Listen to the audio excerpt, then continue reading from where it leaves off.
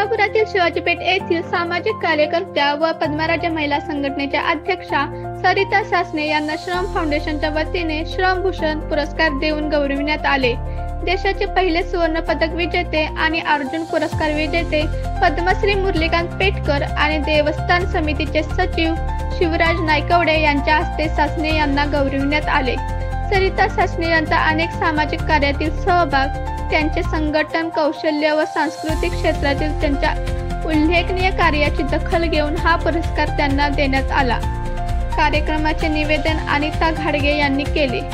यावेळी श्रम फाउंडेशनचे अध्यक्ष कमलाकर सारंग, सचिव वैशाली सारंग, विजय ककडे, भारत खराडे, सुनील नागावकर, विद्यासागर पाटील, बाजीराव नाईक, पद्मराजा महिला संघटनेच्या सुषमा सावंत, छाया पाटील, अलका कोळेकर, हेमलता देसाई, श्रुती मिस्त्री यांच्यासह मान्यवर उपस्थित होते।